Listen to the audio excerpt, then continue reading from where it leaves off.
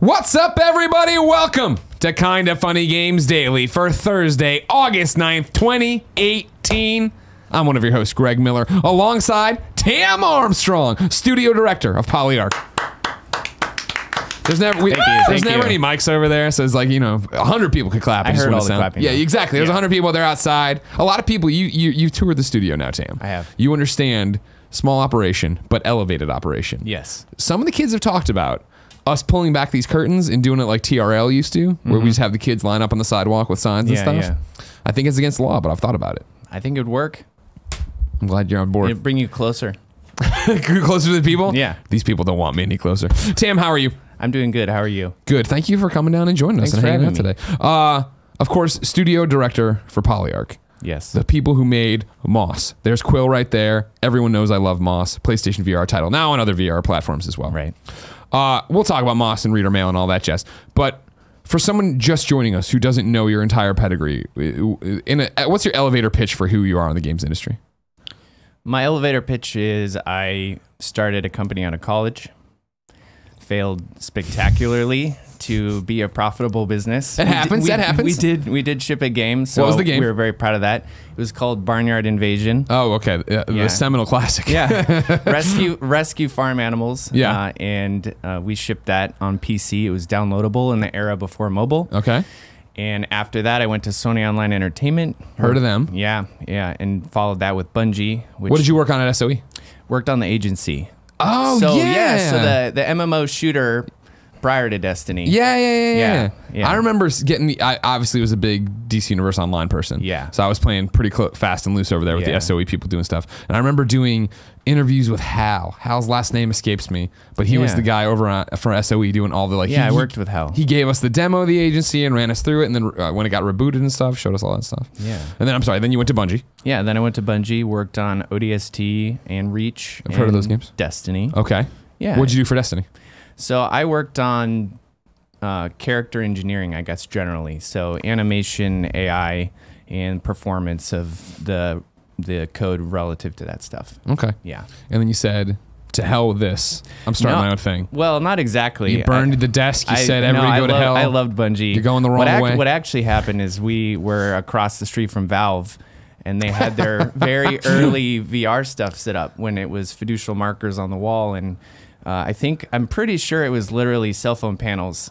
Oh, wow, really? Like hot glued to ski goggles on my face. And so the experience as a user wasn't great, but what I saw there was so compelling that I couldn't stop thinking about it. Really? And my co-founders, we couldn't stop thinking about it. And so once we finished Destiny and completed our duties there, fixed the bugs that we had and saw it ship successful, we thought, well, this is a really good time, right? This is a good time to do something new, and it's not going to compromise the work that follows that we were responsible for. And so we took the jump. And you started Polyarc. Yeah, and we started Polyarc in the middle of 2015. Jeez. And so what then? Moss just released last year, right? Yeah. So was it about 2 years? I mean, from you guys starting your own thing to launching your first game?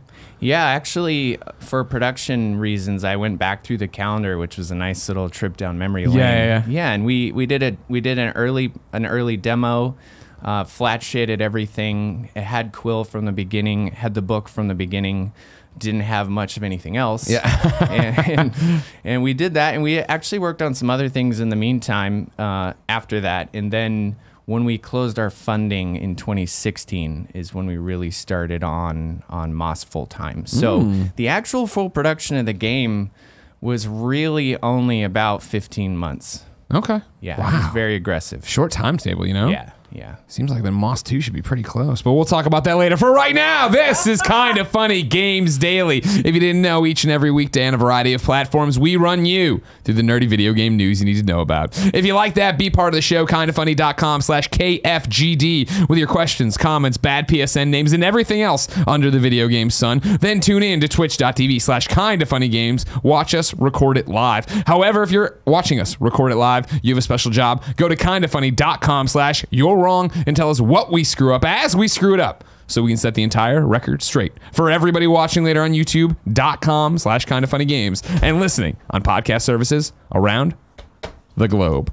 Housekeeping for you before we go any further. Today is my 6-year anniversary of announcing my cancer publicly. I want to thank you always for being such great best friends to me, rallying around me at the time, getting me through it. You're all amazing people. This day never goes by, and I never take it for granted, just like every day. And then also, today we're brought to you by Third Love and Omaha Steaks. I'll tell you about that later, and probably could have found a better transition, but screw it. For now, let's begin the show with what is and forever will be the Roper Report. A quiet day. It's time for some news. That was like a concern. Do. I like it, Kev. 4 items on the Roper Report. A baker's dozen. Oh man, very serious today. Kevin's not this serious usually. I don't know, Tam. He's putting on the airs for you, trying to impress you. Number 1. Red Dead Redemption 2 has revealed its gameplay. It is, guess what? A 6-minute YouTube video up all over the place. You can get on their Rockstar's Facebook, their social. Everybody, IGN's got breakdowns of the game, so you can find it anywhere. Throw a rock on the internet, you're probably gonna hit it today. What I found interesting about it as we go through Arthur Morgan's story is them talking about being, Dutch's gang, obviously. They're on the run. They're doing their whole thing and showing us camps that it looks like as you go across this game, you're going to be able to set up camps where you feed your, your other gang members. You talk to them. You build out relationships with them. And the people there, what I thought was cool, when I think of, man, we're a gang on the run. It's a bunch of dudes on horses sleeping under this, the stars or whatever. But here they showed, it looked like wives and kids, like the families of these gang members on the run for everything else. They talk about how you have to go out and get food and supplies, bring it back to keep morale high. It seems like there's some kind of base building management sim in there in terms of how you're playing off each other. They talked about how the guns are going to have a real kickback, feel more realistic, play into all that stuff. They talked about your bond with your horse. We were talking earlier. You liked what did you like about the horses? I love the burnout. I don't know what the term is, but the back end of the horse swung out and he rode off into the sunset. It's like you have a 180 quick turn now on the horse, I loved riding the horse, and I love the idea that the controls there got leveled up. And, that was one of the things they talked about, right? Is expanding on everything they've done before with the original Red Dead and making improvements. Of course, game's coming out October 26th, 2018. Tam, what did you think? Did you like Red Dead, the first one, Red Dead Redemption? I loved it. Yeah. So what was your takeaway today? I mean, it looks amazing. I think they're going after everything that I appreciated about the original, which is soaking in that environment. Yes. As a fan of Western movies, as a fan of Western books, for me, it's just an opportunity to be in that time and place. And I do like the narrative, and I do like the story, and I do like the missions, but I'm not a fast traveler. Yeah. Like in games, there's 2 kinds of people. Like you go to the map screen and you go somewhere, or you ride the entire way. Yeah. And I played the entire original Assassin's Creed, running and riding the entire way. I play all games that way. I just like the travel time. I like being immersed in it. And so everything that they're doing to make that world more real is very exciting to me. I think for me, I people are like, oh guys, are you doing a reaction video? Like, yesterday the Smash Brothers Direct, Tim and Kevin woke up early, came in here, reacted to it live. And are you doing the Red Dead reaction? I was like, no, and it's not because I'm not excited. I can't wait for Red Dead, but it just doesn't. I wasn't like, nah, it needs to be something we react to live. And then as soon as the trailer started and they showed him riding up on the horse and like the vista, I just went, oh, you know what I mean? I'm just like, I was doing the reaction without doing the reaction video because it was just like, I'm right there with you. As soon as I saw that environment, I was like, this world looks incredible. Yeah. Like, you know what I mean? Like that's all I want. That's why right now I'm like on my spider sense is tingling because I'm so ready for Spider-Man to just get lost in that world and find everything. Yeah. But even Spider-Man, I feel I'm excited to go in, unlock every vantage point, find every backpack, get every suit. Whereas this, I'm really just down to go ride and hunt for provisions. And they showed him riding in with pelts on the back of the horse to turn in to get money at the general store and do all these different things. Like, it's a world I'm just interested to exist in. And so at the end, when they're like, the next video we do for you guys is going to be all about missions, it was like, oh, right. Like, that's kind of a big part of this too, right? Yeah. Not just the story and not just the Dutch's gang, but all over the place. Guess what? Charles Jacobson, Tam, he's not excited at all. He wrote in to kindafunny.com/KFGD with this blasphemy bullshit and says, greetings, Greg and Tam. Just watched the Red Dead Redemption 2 gameplay reveal and the environment looks stunning, but the gameplay in the mini-map bothers me. In 2018, I feel mini-maps should be a thing of the past. Assassin's Creed Origins proved you don't need it. And while I don't typically play Rockstar's games, parentheses, the last game I played from them was GTA 2, it doesn't look that exciting. It sounds like another open world, and in a way, it reminds me of how people reacted to Fallout 4, except with Red Dead Redemption 2, I worry that, quote, it's made in a vacuum applies to the gameplay and overall design rather than graphics. The horse talk alone made me sigh and go, oh boy. Am I alone in this, or do you feel that they didn't bring, I'm sorry, am I alone in this, or do you also feel they don't bring anything new to the genre? Tam? I mean, I think they're going to bring new things to the open world, and I'm pretty confident when they do the... It sounds like Charles is looking for the missions and the gameplay. Yeah. And I'm pretty confident that the next video is going to innovate there too. One of the things I took away from it, Charles, is watching it was, first off, I like minimaps. I'm not saying every game needs a minimap by any means, but in a game that open world where I'm going around trying to find stuff, even when I talk about, you talk about Assassin's Creed, I remember opening the map a lot in Assassin's Creed. Am I going there? What's going on? Like, and granted, I don't like the giant... Like, I don't like the automatic ride feature. I don't like the giant yellow line that it is. I want to get there, but I kind of want to navigate as I go. So a mini map for me works out really well. Like, think of like Fortnite, where I think even there, the mini map's really helpful on a map I know fairly well. In terms of there not being anything new, though, for you, I thought it was really interesting. One of the things they showed in this video, right, was Arthur riding and the different ways to interact and engage with things. Where he like rode up on a guy who looked like he was doing a stick up, right? And it was like, you can either blow him off, you can engage and be hostile. It was like, how do you want to play this very specific situation? Yeah. And the same thing with cops later on, right? Do you want to like give in to the sheriff? Do you want to calm down? Like, I like the idea that, you know, with John Marston in Red Dead Redemption, right? I talk all the time about, I played him as a hero, and I made, you know, what I thought were the heroic choices, and only put the bandit mask on once, yada yada yada. I like the idea that I get to do that in moment to moment rather than just giant brushes. Yeah, I think there's going to be a lot of player expression they were implying there to play the character the way you want to, maybe to color that character's morality the way you want to. Yeah. And it implied to me that each one of those encounters with those NPCs is going to be a little, kind of like a little mission, a little encounter, for lack of a better word. And to me, I think that's going to be a lot of very interesting content, and I think it's going to make the whole thing for me feel more alive. And so, exactly, right. And I understand what you're saying, Charles. If it feels like they said the same thing everybody says, we don't want just an open world. We want like a living, breathing experience. And I'm like, I get that. I know that everybody says that, but I feel I'm going to talk my way out of with a deputy, talk my way out of getting arrested once, and then try the same thing, and he doesn't react the same way, and I have to do it. That's cool. Yeah. And plus, I appreciated they didn't say it specifically, but they did. Hey, we've totally overhauled the Deadeye system or whatever they call the time slowdown. Because I remember what a bitch that was. I don't think I ever truly understood how to use it. Right? I was watching the thing, I was like, oh yeah. But when they use it, it looks great, and if it's easier to jump in and do that way, good. I thought it looked great. In terms of graphics, I thought the gameplay we saw looked really interesting. And yeah, I just want to ride around that world, right? The conversations he was having with people, I was like, yeah. And the camp, like if the camp is like, it's not just, hey, we're bad guys, we're a bad guy gang. It's like, hey, we're a family that's roving. We do bad things, of course. Yeah. All the way in. Sign me up. And I hope there's base management. Every game where I can upgrade my house or my home or my home base, I love that stuff. And so I'm looking forward to hearing more. Can't wait. Number 2 comes from gamesindustry.biz. It's all about gamers loving mobile. This is from Heather Nofziger over at, like I said, gamesindustry.biz. I think it might be, it's an EDAR report. I'm not sure if Heather works there or at there, but she has a doctorate in her name, it looked like, so I'm assuming she's at EDAR. I digress.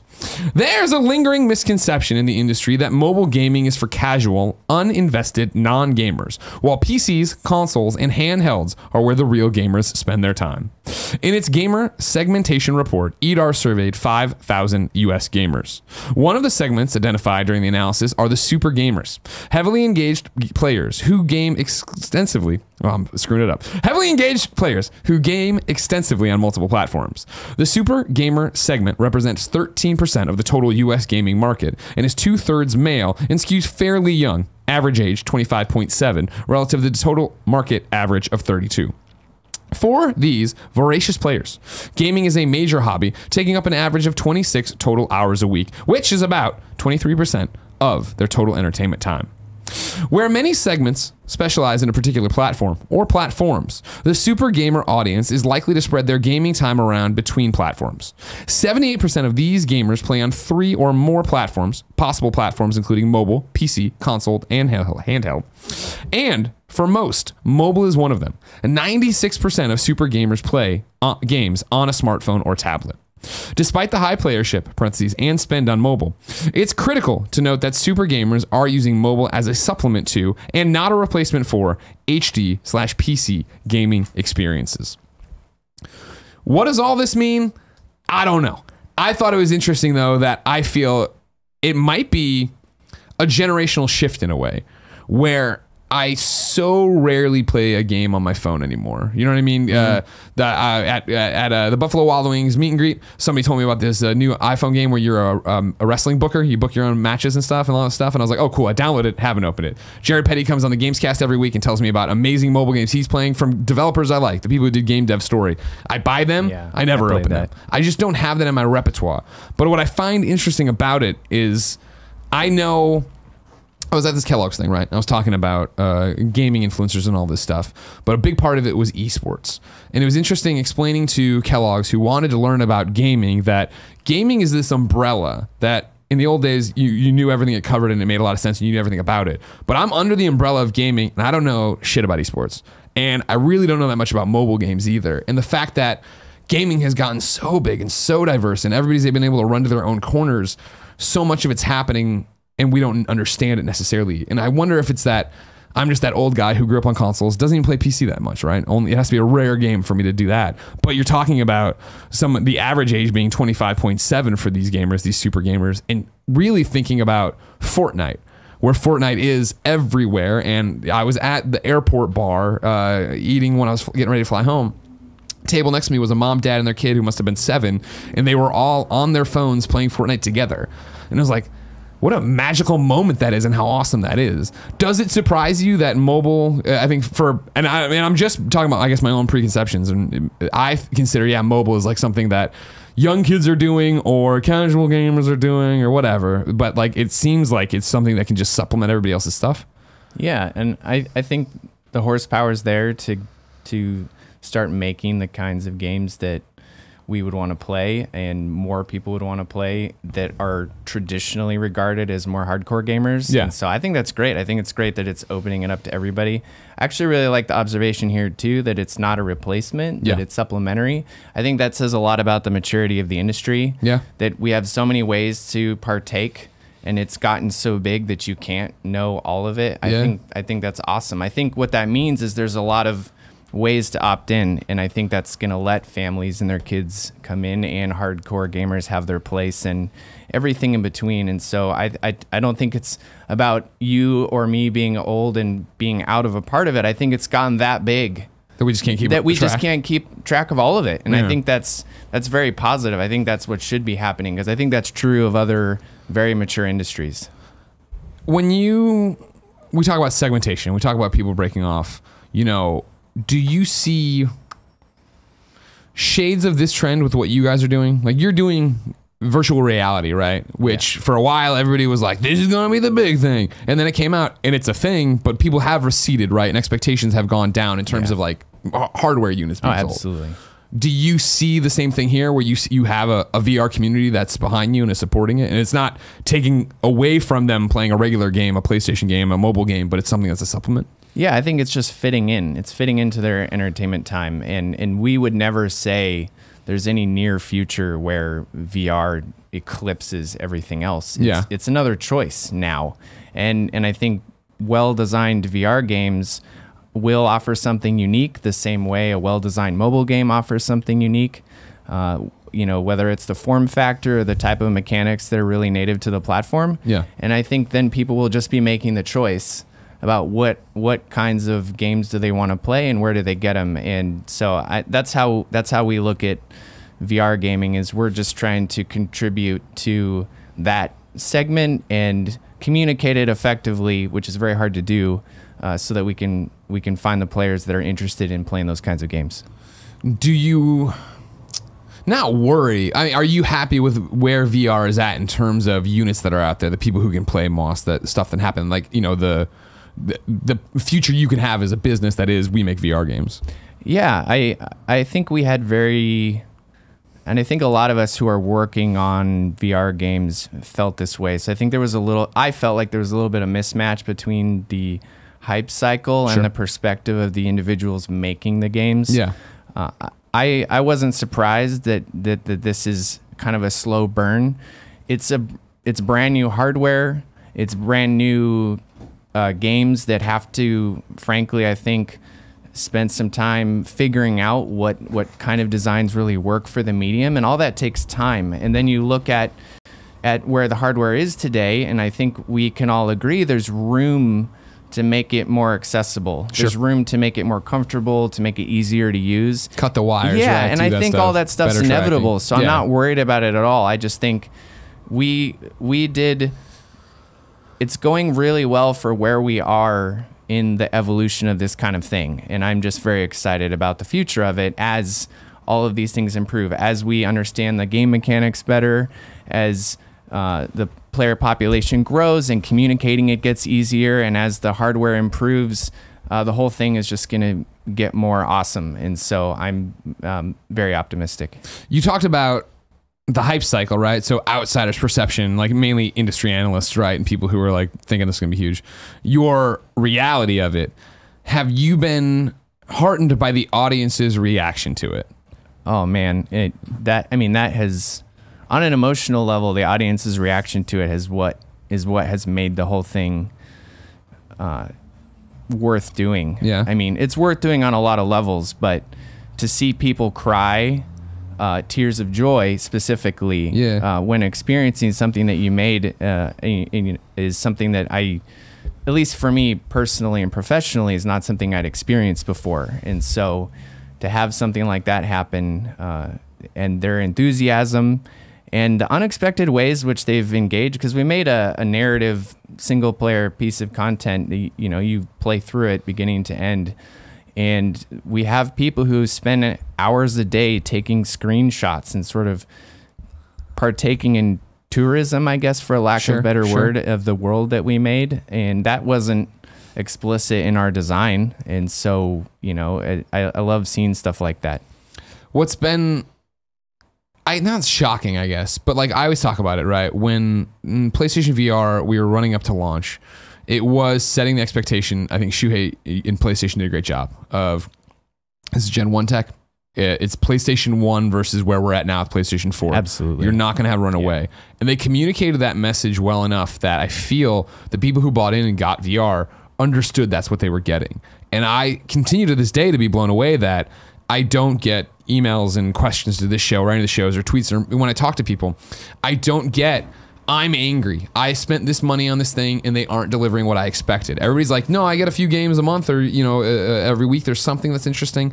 I'm so thrilled, as we did a PlayStation VR show, and you know that I'm a PlayStation guy. Mm-hmm. I'm so invested. I look at my subreddit. I check in on the PSVR subreddit just about every day, see what's popping over there, and those threads of how positive the people are, those threads of the people who finally pull the trigger and put up the photo of like, I'm in the family now, and it's all the move wands, it's the controller, it's the boxes and stuff. The fact that subreddit continues to grow and people are still excited about it, right? That's what's awesome about it, because I feel that bonded community, that small flame, is what continues to keep the engine turning, continues to have developers making new experiences, right?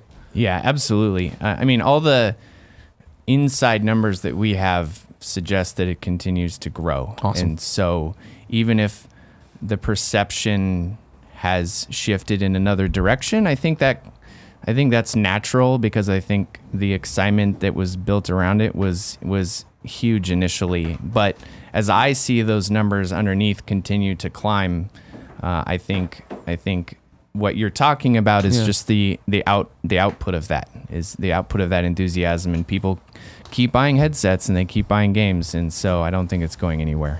Fireteam Bravo coming up soon. Number 3 on the Roper Report: Discord has started a store. I don't have a source for this. Where did I pull this from? I'm going to read it and I'll try to figure out. Discord has announced its launch of the Discord Store beta. It's jump into distributing and publishing games on its platform. The beta rolled out to 50,000 randomly selected Canadian users on Thursday who are current subscribers to Discord's subscription service, Discord Nitro. Selected players will see an upgraded interface with new features, including a new tab for the Discord Store where individual games are available for purchase. Dang it. I can't remember if that's IGN Kotaku? Someone give me a source on that. I screwed that up. Then I have stuff from the press release I had. I grabbed that, originally put that in new dates, and I was like, you know what? This deserves more discussion. The Discord press release talks about, alongside the upgraded Nitro, we'll be launching a curated game store experience similar to one of those cozy neighborhood bookshops with recommendations about the hottest and newest games from us to you. They also talked about games on there being first on Discord. They're going after exclusives, things that will debut there, making that Nitro program better and giving you free games when you sign up to it, like a PlayStation Plus, like something like that. An interesting one that at first I kind of wrote off as like, oh, that's Discord's doing something. And then, like I said, thought more about it, put it out from there and put it up there. Eat or ETH Demon. Maybe even try to say Earth Demon because you write your username in. But right now, he's Eat H Demon. Eat H Demon Esquire writes in to kindoffunny.com/KFGD and says, Discord is planning on launching its own games store soon, given its Given its massive install base and the fact that people like using it, do you think it can take a chunk of market share from Steam? Now, when this one popped up, I was like, that's a good question. I don't use Discord all that often, very rarely. We've been using it a little bit for Fortnite here and there. I use it a little bit when I play Destiny with the kids. Steam, I also don't use that much. You said you do use Steam. I do. Do you think this would at all influence you as to where you're going to buy? You don't use Discord ever often? I don't use Discord, so but I do use Steam. So for you, it's a moot point. It depends on what games they end up with. I feel personally less loyalty to storefronts as much as developers. Yeah, developers and games that I like, and and that can be influenced by the features and things that they offer. So from that point of view, I'm excited for competition in general because I just think it puts pressure on people to make things better. Agreed. However, right before we went live, I saw the one and only Jeffrey Grubb at Jeff Grubb from VentureBeat on Twitter. He had a thread that I thought summed up a little bit of everything that's happening and answers your question, Eat H Demon Esquire. Jeffrey on Twitter, of course, at Jeff Grubb, writes, it's too early to start thinking that the Discord store is going to compete with Steam in any real way, but it's worth examining how it got to this point. It didn't do the store first. Instead, it found weak points in Steam and gaps in the market where it could do things well. The big one is social and communications, obviously. Every option for this is sucked forever, and Discord went all in on solving that. But it's also worked with other platforms to detect and report what you're playing on external launchers. Discord shows if you're playing WoW on Battle.net, Siege on Uplay, Fortnite on Epic, Minecraft on Windows or whatever. And now it's using that tech to build a unified library tab in Discord that enables you to manage and launch all of your games from one place. So instead of building a store first and trying to get people to use it, Discord has built a platform where people might go, quote, all my friends are playing this game and I already have Discord open all the time and launch my games from it. I'll just buy it here, end quote. Doesn't mean that it'll actually work, but I think it has a better shot than others because it positioned its pieces before striking at players' wallets. I thought that was an interesting take from somebody, Jeff Grubb, obviously, VentureBeat, very smart individual and knows the industry on multiple levels. But yeah, that does make sense to me. That I must have missed it in the press release, and then whoever I stole that stuff from, that it's the unified library tab, right? That it's keeping track of everything you have, and if you're launching your games from there, yeah, if it does pop up that you're playing GameX, why not just click on GameX and get it through the Discord store? Yeah, because I know people who are in the Discord community are super loyal to the Discord community. Yeah, we have our community, discord.com/kindoffunny, and the people who use it all the time. They're just on it all the time, just talking nonstop. They have different rooms and chats they pop into. So yeah, I mean, giving them more tools is smart and good, but we'll have to wait and see what happens. Yeah. Number 4 on the Roper Report. PlayStation has announced the 5 million limited edition PlayStation 4 Pro. Basically, Sony put out today that they've sold more than 525.3 million PlayStations. Every PlayStation. You called me out like, wait, this doesn't make any fucking sense. Like, wait, you're right, because I said PlayStation 4.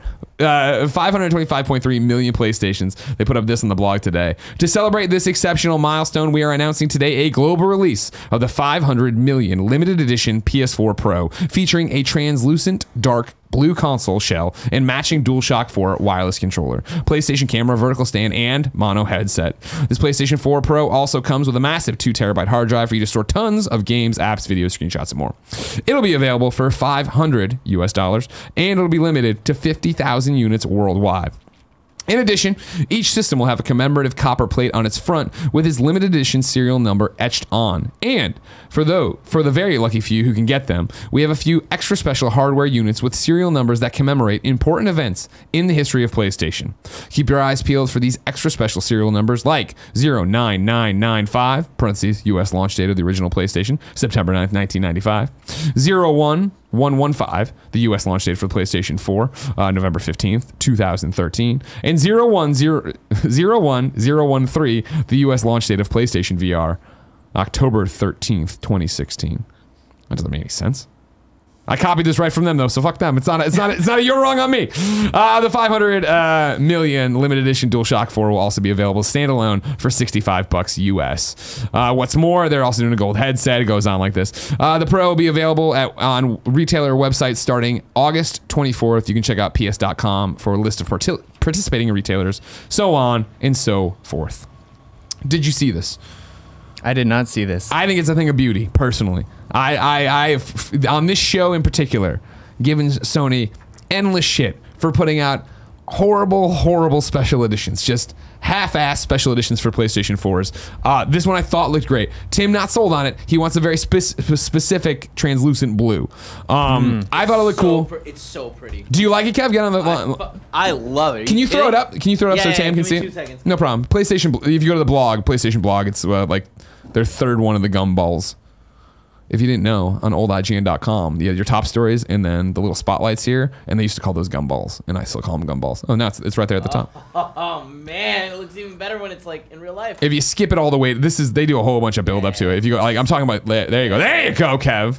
Like see that, like you can see through it. I think if we ever get it in your house, it's gonna look really good. I think the lights aren't doing it any favors right now, but I love the gold on. Yeah, I love the detailing there. Yeah, the copper. I don't know why. Do the headphones also have the? Yeah, no. If you buy that special limited edition gold, they're translucent too. That throwback. Hey, we can see through it. I love all the gold etching on it. I think. Yeah, see, the share button's gold there. I think the button, actually, the sacred symbols there are. No, they're not gold. Maybe they're just white. But I think they have something going on them on the buttons there. But they're blue. The buttons are blue with white on them. Yeah, it looks like up Gotcha. here. You see that? Yeah, I think it looks awesome. Like I think it looks awesome. Very. Too. I'm not gonna buy it, of course, because I've already ordered a Spider-Man PlayStation for a Pro edition, and I can't. Even though I told Jen I was gonna order it today, she was like, "How many PlayStation 4 Pros do we need in this house?" One more. I was like, "Infinite." Ryan writes in to kindafunny.com/KFGD. What? Look how cool it looks when it lights up. Kevin's showing us more. If you're an audio listener, it's lighting up. Boop. It looks awesome. Hey, Greg and Tam. Sony just announced their limited edition 500 million PlayStation consoles sold to the PlayStation 4 Pro, blah, blah, blah. And it looks amazing. I have a Spider-Man PS4 Pro on pre-order, and we can all agree that one is sexy too. Actually, I agree with you very much, Ryan, that it's the PlayStation 4 Pro for Spidey is sexy. A lot of people hate it for some reason because they're monsters. But back to you, Ryan. Has PlayStation finally turned the corner and is now on the right track with making amazing limited/special edition consoles? Thanks for everything you do. You make my commute home every day a whole lot easier. Who's to say? I think these last two have been great. Yeah, I mean, we have to give them the benefit of the doubt. It looks like they have.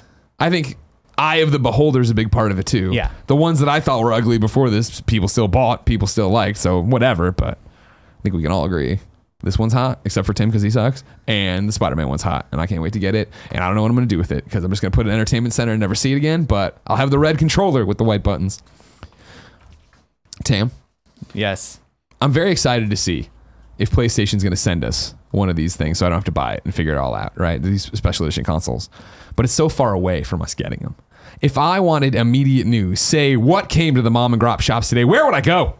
The official list of upcoming software across each and every platform as listed by the Kind of Funny Games daily show hosts each and every weekday. Yeah. I'm very proud of myself that I've gotten good about telling the guests to do this. Because in the old days, no, you teed it up for me. Yeah, you look at you crushed it. You know what I mean? You're a natural with this. Come in and read it every day. Out today, it's Thursday, everybody. Strap in and fucking pour yourself a drink. We're going to be here a while. Remember, if I don't say a platform for the game, it is on Nintendo Switch because it is Thursday. Here we go. Gang Beasts is getting a new, and this is their official wording, is getting a crazy new free update featuring a brand new train level and ridiculous costumes for your favorite gelatinous wrestlers. 8-bit platformer Nagalicious releases on Steam today. Free Ni no Kuni 2 Revenant Kingdom DLC is available now. Mass Transit expansion for City Skylines has made its way to the console. It's available now for PS4, Xbox One, and Windows 10. Here we go to the Switch stuff. ACA, Neo Geo, Prehistoric Isle 2, Blobcat, Catch'em, Goldfish Scooping. Kevin, I would love to see the trailer for Catch'em Goldfish Scooping, please. City of the Shroud on Xbox One. Earthlock, a demo on Nintendo Switch. Flipping Death on Xbox One. Green, Megaton Rainfall. I'm going to say Switch here because yesterday it came to Xbox One. It's already been on PlayStation VR, but it's out now on Switch as well. Monster Hunter World PC. Hey, that snuck up on us. There's a demo for Pixel Action Heroes on the Switch. Shut Eye, Sabara City, The Amazing Shinsengumi Heroes in Love, Tokitori 2 Plus, that's a demo for Nintendo Switch, Unexplored on Nintendo Switch, Valkyria Chronicles 4 demo on Nintendo Switch, Okami HD Switch, Minute Switch, and then it's in the new dates. Kevin's about to show us Catch'em Goldfish Scoopin'. Is that not what you wanted? That's exactly what I want to see. Okay. I want to see what this trailer looks like for this. If you're an audio listener, I will describe. We like to, don't hit it yet, Kev. We like to pitch it of what do you think this game is. Tam, what do you think Catch'em Goldfish Scooping is, not having looked at it before, knowing nothing about it other than it's on Nintendo Switch? You're scooping, they're in a tank. Okay. It's an aquarium simulator. I'm saying it's top down, looking at like a koi pond. And we have a scoop because I was saying it's side. Oh, okay, yeah, okay. Yeah, a little carnival claw game. Oh, see, I would think it would just be a mobile. I'm swiping, but you can't. Well, you can, I guess, but I think this is a game you can play in docked mode. I think you're top down and you have a net. You're trying to scoop them out. Kevin, show me Catch'em Goldfish Scooping on Nintendo Switch, and let's see what we got. A D3 game, by the way. Here it comes. Switch, clap, snap. Okay, it's looking good. It's looking good for me. Top down in a koi pond. And you got the net. I nailed it. Wow, I'll tell you what. Graphics really went down once we went to this second screen. It's a traditional Japanese summer, they're saying. Goldfish Scooping is coming to Nintendo Switch. Thank you. This trailer is very informative. Let's all enjoy with one Joy-Con each. And yeah, look at them scoop. You got turtles in there, and you're moving around, scooping them out. Just tilt the Joy-Con and scoop out the goldfish and put it in a bowl. Why did it say it's a traditional Japanese? It's setting the standard. Is this something that Japanese do? Do they scoop fish out? I think they have a lot of cool ponds. No, you know I understand that part. Yeah. But I'm saying is get the score, limited scoops. This sounds like a party mode. Is the scooping a thing that happens? I'm not sure. I mean, I went to. I'm getting pretty excited. Shuhei Yoshida did take us to a restaurant where we caught our own fish. With what? Fish hooks. No, we weren't scooping. Good point. Good point. Yeah, yeah. You know what I mean? What really offends me about this is that this looks like this would be such an easy platinum if it came to a PlayStation platform, and I'd buy it. But I look at it here, and I'm not going to buy it on Switch. You know what I mean? Let me know. D3 when it comes over, and I can get a platinum trophy in 2 seconds. New dates for you. Strap in. We're still here. Keep Talking and Nobody Explodes gets an add-on non-VR mode on August 16th. Arizona Sunshine's Deadman DLC is available on August 14th. That's that PlayStation VR game. Insurgency Sandstorm will release on PC on September 18th, 2018. Hero of the Kingdom 3 is out on Steam on August 30th. Haunted Dungeons Hayaki Castle releases on PlayStation 4 and Nintendo Switch on August 30th. Atlas has announced that Persona 5 Dancing in Starlight and Persona 3 Dancing in Moonlight will be released on December 4th in North America and Europe. This is a PlayStation 4 thing, of course. They also have a bundle of both games. It's $100. That would give you both games and Persona 4 Dancing All Night on PlayStation 4. That's Dancing All Night's first time on PlayStation 4. Fortnite on Android is in beta now. You can get it on Samsung smartphones today. It'll be available in the next few days for every other Android user. Child of Light and Valiant Hearts, 2 hand-drawn adventures from Ubisoft Montreal and Ubisoft Montpellier. My wife's watching. I'm sorry if I screwed that up, Jen. Are coming to Nintendo Switch on October 11th and November 8th, respectively. Then, deals of the day, Tam. It's a big show you're here for. Yeah, man. Hunt Showdown will be free to play on Steam from Thursday, August 9th to Monday, August 13th. During that time, the game will also be available for 20% off. And then, Cuphead had this to say: hello, friends. We're barely past the halfway mark of 2018 and humbled to announce that Cuphead has already reached over 3 million copies sold. It's hard for us to express just how appreciative we are to everyone who has played and enjoyed our niche little run-and-gun game with the wacky rubber hose characters. To celebrate this huge milestone, we're putting Cuphead on sale on Steam and Xbox for the next couple of days. So if you haven't had the chance to wallop the devil, it's a good day for a swell battle. Did you know that Tim Geddes beat Cuphead? I didn't know that. It's a big deal. Big deal around here. You know what I mean? Tam, it's time for Reader Mail, but first I'm going to tell you Reader Mail is brought to you by Third Love and Omaha Steaks. Third Love is the bra for the modern woman. You might say, Greg, what do you know about this? And I'll say this. Third Love reached out and said, we want you guys to hand these codes over to your wives/girlfriends. They can use it. They can talk about Third Love, which Tim did to Gia, and Gia told Tim, and this is what Tim wrote. Gia loves the convertible bra. You can take the straps off of. Oh, she loves the convertible bra you can take straps off of, and loves how chic and simple they are. She also loves that they come in half sizes, so it fits better than normal. Her two friends have been using them for a long time now and love them. They say they are very comfortable and own the nude one that is super nice that doesn't show lines when you're wearing a shirt. One of her friends has a black lacy one that is sexy that guys like. Everybody, Third Love promises for the modern woman perfect fit, using thousands of real women's measurements. Third Love designs its bras with breast size and shape in mind so that they fit impeccably and feel even better. Third Love just added 24 new sizes, making them the industry leader with a total of 70 sizes. It's comfort and quality. They have a fit guarantee where returns and exchanges are free and easy, and they are ready to take care of you. Third Love knows there's a perfect bra for everyone, so right now they are offering my listeners 15% off your first order. Go to thirdlove.com/games and find your perfect fitting bra and get 15% off your first purchase. That's thirdlove.com/games for 15% off now. Go there, you take the Fit Finder quiz, you do it. I talked about this yesterday, Tam, and I'll continue to do it. I love that we have that ad.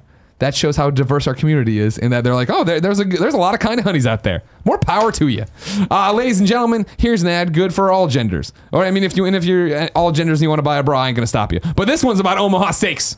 Did you know, ladies and gentlemen, that we love Omaha Steaks so much I send them to my dad, and my dad fell in love with them, and he sends them to me all the time. And then what I do is I cook them here. I take the meat, I put it on the grill. Kevin, you like Omaha Steaks? I love it. Thank you very much. Summer's here. And there's no better way to kick off grilling season than with your own Omaha Steaks package. You can grill together and enjoy 24 of the butcher's favorites with the Grill Ready collection for just $40. The quality, the variety. They ship you the box. It's all vacuum sealed. You get it, you freeze it, you cook it right away, you do what you want with it. You don't have to think about what meat you want at the grocery store. They send it to you. It's delicious. I love cooking with Greggy, etc., and so on. Right now, Omaha Steaks is giving a limited time offer to our listeners for the summer. Go to omahasteaks.com, type KF Games in the search bar, and you can get this Omaha Steaks Grill Ready collection for just $39.99. That's 80% off, and here's what you get. 2 filet mignons, 2 top sirloins, 4 boneless pork chops, 4 boneless chicken breasts, 4 all-beef Omaha Steak burgers, 4 traditional kielbasa sausages, 4 award-winning jumbo franks, 1 Omaha Steak seasoning packet, and you'll get 4 made-from-scratch caramel apple tartlets for free. Get this limited time package for $39.99 when you go to omahasteaks.com, type KF Games in the search bar. That's right.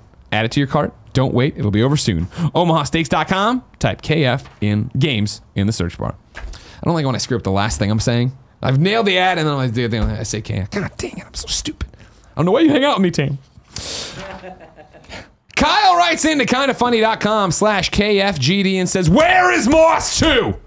Tam, please, I want to continue Quill's story, and I was hoping for a little info at A3. Instead, all we got was you releasing Moss on VR platforms no one cares about. He puts parentheses, I kid, Vive and Oculus are great.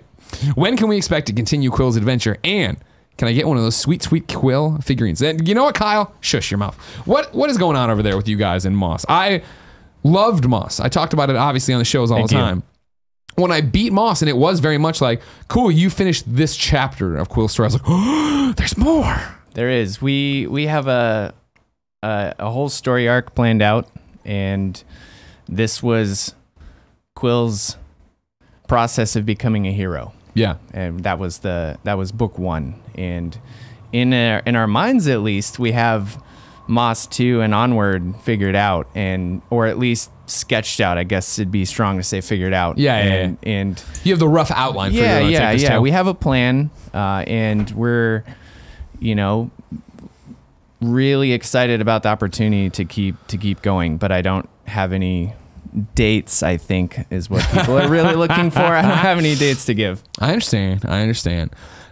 How hard was it for you guys to nail what Moss was? Because I think, I was lucky enough that you guys reached out around E3 when you at your debut, and we're like, we're doing this. It's a game up your alley, PlayStation VR. We got to do a Let's Play of it that you can go see, of course, on Kinda Funny. But I was so taken aback of putting on and really being like, oh, I'm in the library. I open the book. I fall into the book. And then it was this weird mashup, if you haven't played it, of you're controlling Quill, who's beautifully animated, immediately adorable, immediately endearing, controlling her with traditional controls and moving her around and platforming and searching and a little bit of fighting. But then also you're using the PlayStation VR to be this figure in her world, this like godlike figure looking down or looking in, the reader. Yeah. And when I got the final version, sitting there and playing it and being on my couch, but then leaning in and looking left or looking right, and I did that opposite, but it doesn't matter. Looking in there and seeing like, oh, there's this hidden object. This is what it was. Like, I assume that's what you were going for from the start, but how hard was it to hone in on that? Especially because you're talking about it's your first VR game. You're trying to figure out all this stuff. It's a burgeoning platform. It was very hard. We had some idea about what we wanted to do from the beginning. We knew we wanted to really capitalize on reaching in and interacting with the world. We thought, playing with your hands is such a fundamentally fun activity, Legos or anything else. Yeah. That we knew we wanted that part of the game. And we knew that Quill's world, and you might have noticed, the world's a regular sized world. The trees and the plants and everything are the size that they are here. Sure. But her world is small, and we knew that was going to be fun to interact with her and her world. What we didn't know was the degree to which people would appreciate her specifically. I mean, you always hope that people are going to really respond to your character. Well, but I think like every review I read called out the high five moment, right? Yeah, but to be totally honest, we didn't know how strong that would be until E3 of the year before launch. And so we saw all these reactions and took all that information very strongly to heart and went back to the office. And I wouldn't say we didn't start over, but we definitely refocused. We definitely doubled down on the fact that she was so engaging and realized people wanted her to be so real. And we were promising there in that demo that she could be real, but we also realized what a distance it was between the promise for those 15 minutes and what it would be for the full game. So it was hard. Moss was becoming what Moss was right up until the very end. Wow. Yeah. Wow. So and I know we're talking about a million different things. I'm not trying to pin you down, I swear. Yeah. Does that make you guys even hungrier to hopefully get back to it someday? You've learned so much? Absolutely. You leave something like that, at least in my experience, especially when you're doing the first iteration of something, with more ideas than you can possibly put in, and you have to cut ideas you already have because you don't have time to really make them good, to bring them up to the bar that you want. And so we're so excited to make more because we know how much more of everything that people appreciated we can do. And we also, we're realistic. We've seen comments about certain elements of the game that could stand to be improved, and we're excited to do that too. And so the whole thing is just very exciting for us. Awesome. Michael Fitzgerald writes in to kindafunny.com/KFGD and says, can you ask the good people from Moss what we need to do to get Quill statues made? Missed getting one at PSX when they hid them for folks to find. Love the game, and I'm happy to support them further. Have you been caught off guard by how much people love, if you're an audio listener right now on the desk, we have the Quill figure that's from my desk that has sit there since I got it. People are ravenous for these things. Yes. Yeah. I did not expect that. We knew we wanted them because we're fans of merch for games we love. Yeah. I have amiibos all over my desk at work, and so we knew we wanted to do that. And it was just a theory that other people would appreciate. But man, the games we've had to play at shows where we send out decoys to deploy the boxes because people were starting to try to follow. Yeah, people were starting to camp our booth and look at our social feeds and then chase people down. I can figure this out. Yeah. And so we were taken aback, and we're so happy. And so believe me when I say we're thinking about it all the time. How can we figure out how, in a way that makes sense for the business, to make more of these and get them into more people's hands? Well, you were nice enough to agree to give away 5 here. We have 2 more as well from Kinda Funny stash, because I've been slowly doling out mine. I went on the subreddit and given some away to VR people and stuff like that. What we're going to do, if you want one of the 7 Moss statues, Quill, Quill from Moss statues. What I need you to do is we're going to tweet today from the Kind of Funny Vids account, at Kind of Funny Vids. We're going to tweet this episode of Games Daily. We're not going to call out that there's anything about it. Give it a follow, Kind of Funny Vids, and retweet the video, and we'll randomly pick from there to give away them. And then I will send our 2 from here. That's from Cool Greg. And then you guys from back home will send out the other 5. Thank you for hanging out. Thanks for coming into the show, by the way, too. Thanks for having me. I don't know if I usually say it after the camera. You're killing it. You're doing a great job. I appreciate that. No problem. Here we go. Why Not Pete wrote in to kindoffunny.com/KFGD and says, "Hey, Greg and Tam.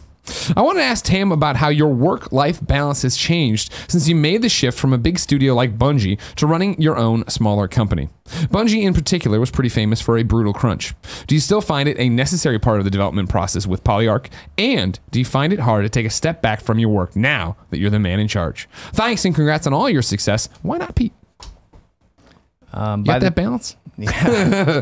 It's a struggle for me personally. By the time I got to Bungie, they were very good about managing that. Yeah, I think the senior leadership there went through that experience personally and definitely made sure to address those issues. So where the crunch came from for me was internally motivated, just being ambitious and insecure even, and feeling like there was always more that I could do, but it was self-imposed because I crunched when I played Counter-Strike for endless hours, or MUDs before that. And so when I get into something, I most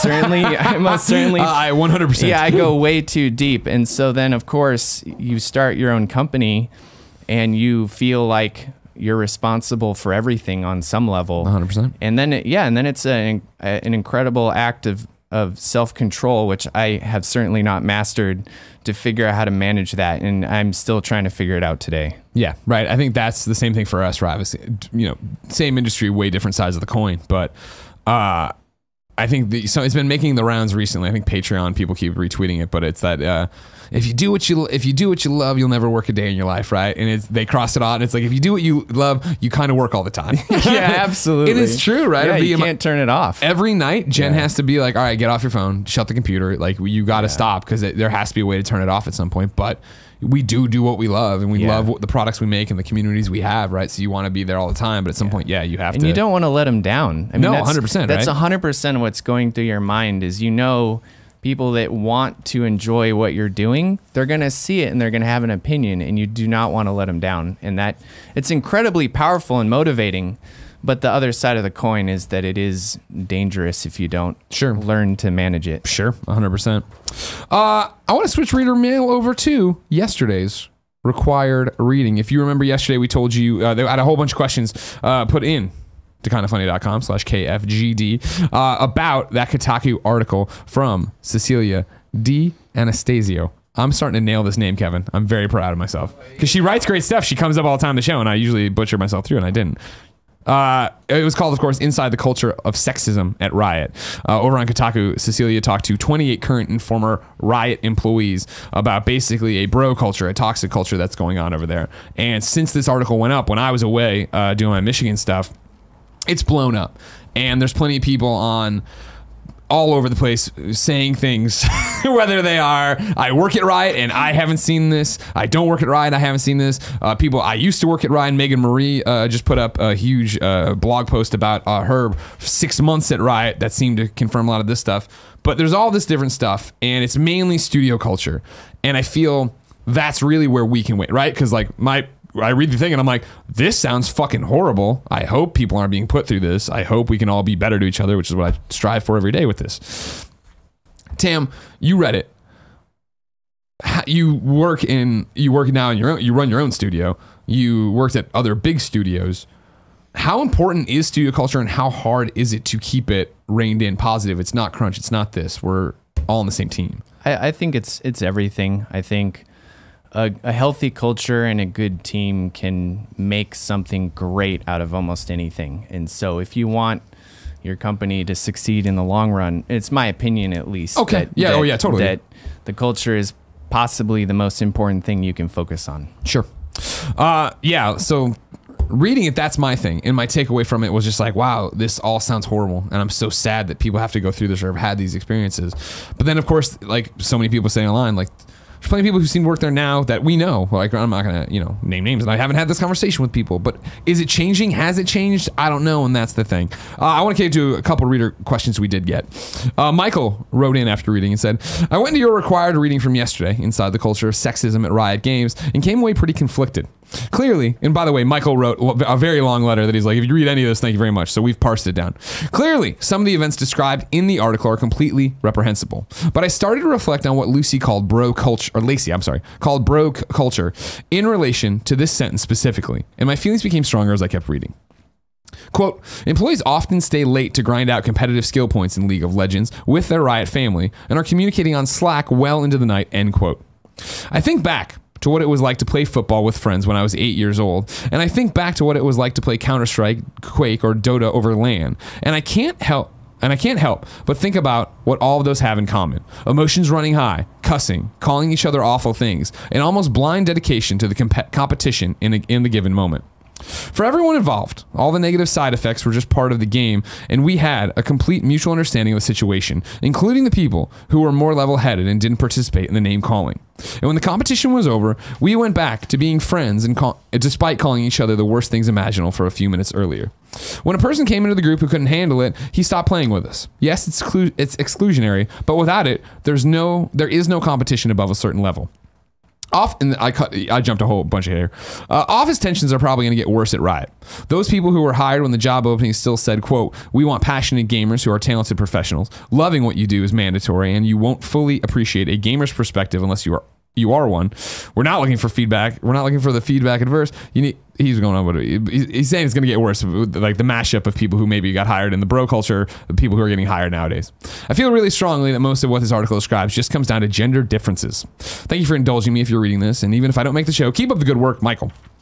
I can't disagree more with you, Michael. I can't disagree more with what you were saying here. I think, and I'm not at all attacking you, the fact that you bring up, when I was 8 years old, and I think back to what it was like, yes, when you were 8 years old, like, and that's the thing, we always talk about on this show, or these shows are kind of funny or whatever, is that I always want it to be that you learn from what I deem my past mistakes. And the old adage here, the old example I always trot out is that up until middle of freshman year of college, right? If something was stupid, I didn't like, that's gay. What are you doing? Blah, blah, blah. And it wasn't until I met my first gay friend in college who was like, why are you saying that? What are you thinking? And he didn't meet me with, hey, what the fuck, man? He met me as already a loved one to be like, do you understand what this does? I don't think you can compare playing games with your friends, being 8-year-old playing football with working in a professional environment. Not at all. It doesn't fly that, yeah. No. In my counterbalance to even what I'm talking about in college versus what it is, right?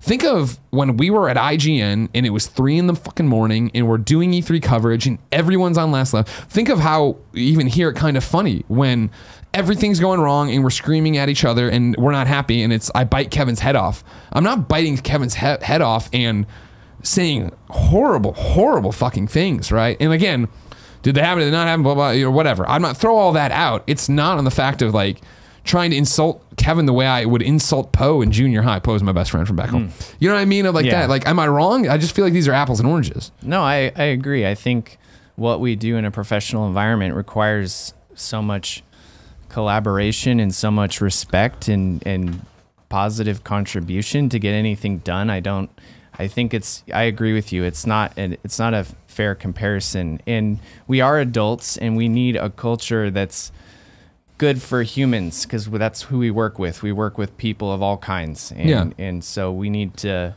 put some of those excuses to bed and just grow up.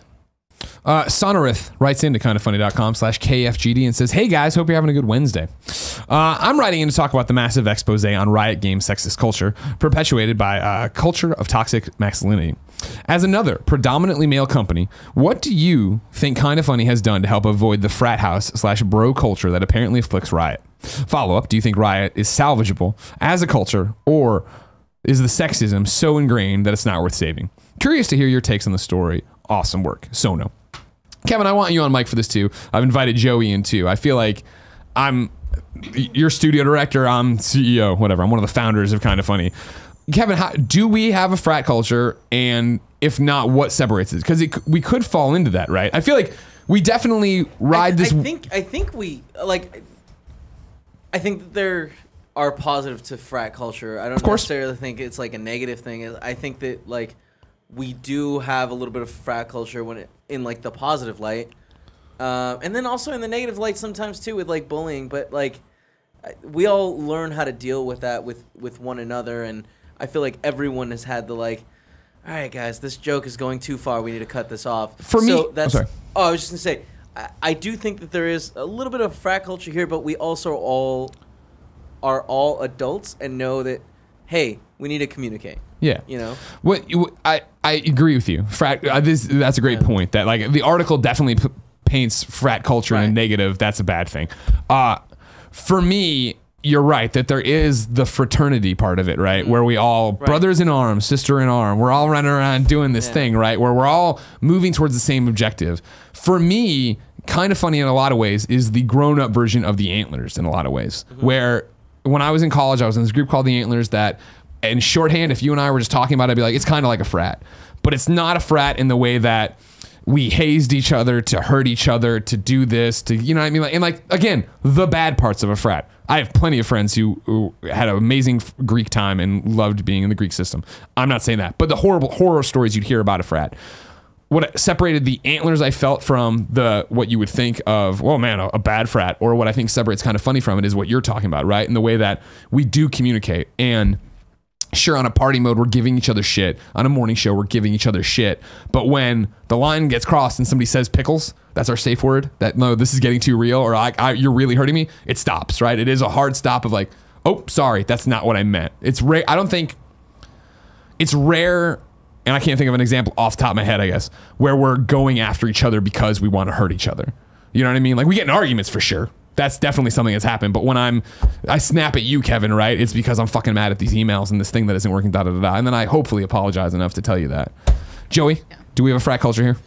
I agree with both of you. I think a lot of what differentiates what we do here from like the quote unquote typical frat culture is the trickle down of like the best friend mantra of we know that is the goal that we all promote and we strive towards internally and externally. So while we like, sometimes it does get a little bit broy. I'm never sure when this is going to fall or not. But I think we're always really good about communicating. Like, I'm just going to hold it. Just hold it. Much. I think we're all pretty good about communicating of like, hey, this makes me feel uncomfortable. And there isn't that like weird boundary line, like hierarchy, whatever you want to call it, of like, I don't feel like I can say this. I feel like we all are good friends and a team, and we feel comfortable saying that. And even if I didn't feel comfortable saying it to you, then I would tell Nick, or like I could talk to anybody else, and like we would facilitate the conversation that way. I would hope that's something. I mean, granted, I'm not at all being like, kind of funny's got to figure it out. It's 7 fucking employees versus Riot's gajillion campus and all this stuff. But in the way that what I'd like to hold on to is we do get to grow and expand. Knock on wood. Patreon.com/kindoffunny. Nice. Thank you. I'm good at it. Is the idea that just, you know, we figured out together, right? I mean, for when you came on board, when Andy came on board, when Cool Greg came on board, right? It is a learning experience of what can you say, what can't you say, and I don't mean it in like, can I say the N-word? No, of course not. What the fuck are you talking about? But like,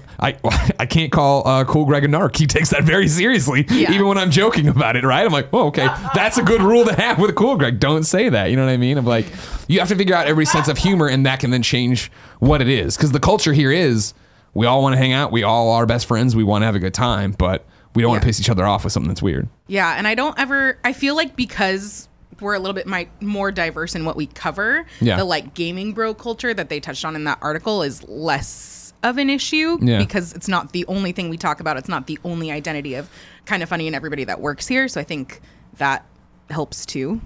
Tam, is this something do you guys worry about this? Do you ever stop to think what the culture is of Polyarc? I mean, we think about it all the time. And the way that I look at it from a very high level is that I think the culture feeds into the things that you make.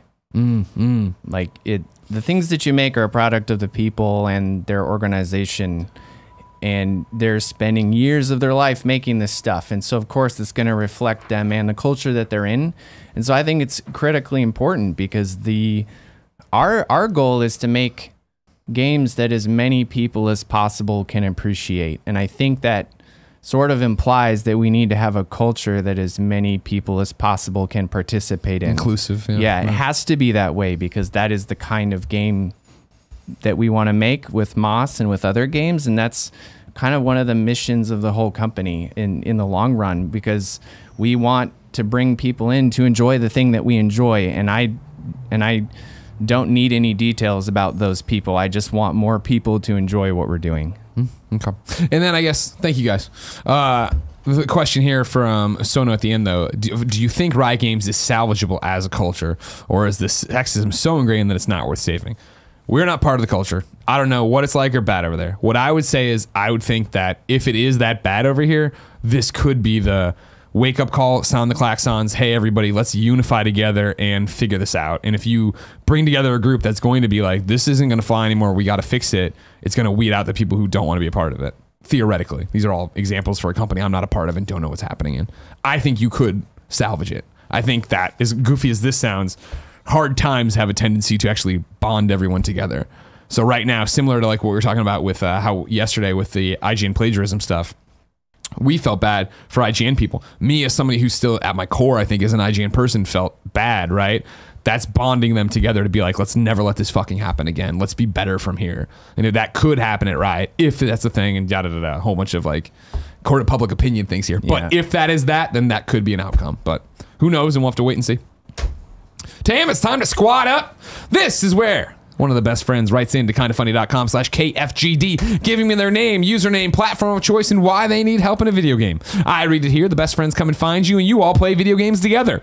Today, Adam Walker needs help. Adam Walker writes in and says, bit of a weird one. Oh, we get those all the time, Adam. I've recently moved to Seoul in South Korea for 3 months for work, leaving behind my friends, family, and girlfriend. It's been pretty lonely so far, and I'm keen to meet people, but the city is pretty big, and I'm a little nervous. I'd love to know if there are any kind of funny best friends in Seoul right now who would like to meet up for a beer, Korean fried chicken, and talks on gaming. You guys have always been a great family, so I wanted to put out the call for anyone in my area. You can find me at Twitter under the username @MaleStylist. Spelled just like it sounds, MaleStylist, @MaleStylist. His name's Adam Walker. He's in Seoul, South Korea. You need to go find him. Ladies and gentlemen, that's another episode of Kinda Funny Games Daily. If you didn't know, each and every weekday on a variety of platforms, we run you through the nerdy video game news you need to know about. If you like that, watch it live on twitch.tv/kindafunnygames. Watch it later on youtube.com/kindafunnygames. Listen on podcast services around the globe. Of course, be part of the show at kindafunny.com/KFGD. Tam, you were fantastic. Thank you. Thanks for having me. We've done a good job, I think, of me saying over and over again how much I love Moss, because I love Moss. I noticed. Okay, good. Available where? You can go get it right now. PlayStation VR, Vive, Oculus? Yep. Okay, cool. Any other ones? Steam, Viveport, Oculus, PlayStation VR. Okay, cool. It's a fantastic game. Go make another one, all right? Thanks. We're trying. Until next time, ladies and what? You're wrong. Oh, yeah, look at that. Well, it's the thing where I jumped around the pages. I forgot.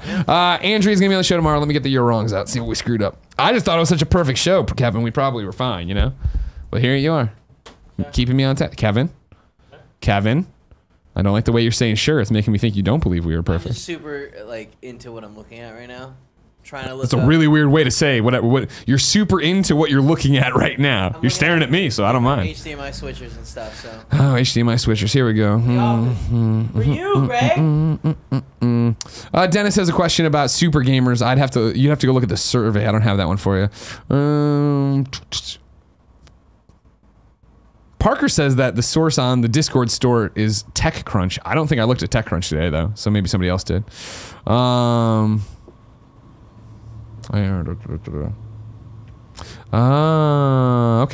Lord of Pone says 01013 translates to 1013 for October the 10th. They just put a 0 in front. Correct? Here you go. Lord of Pone also says missed release date. Overwatch's Summer Games event is live today through August 30th. Thank you. Oh, Kevin. Zaire says goldfish scooping is a very common festival activity in Japan. So there you go. And they just eat those bad boys raw? I don't think they eat them. I think they're. I don't know what they do with them. I don't know what they do with them. That's something that you remember. That was when I was growing up and you'd watch like Revenge of the Nerds or whatever when they did the traditional bro frat thing. That was what I always remember. They'd eat goldfish. Remember that? Don't do that, kids. That doesn't sound like a real thing anybody ever did, but maybe people did do. I don't know. Also, I have leftovers in the fridge. Jen made biscuits last night. Cheddar jalapeno biscuits. They taste a lot like goldfish crackers. Tomorrow's host is Andrea Renee. Until then, it's been our pleasure to serve you.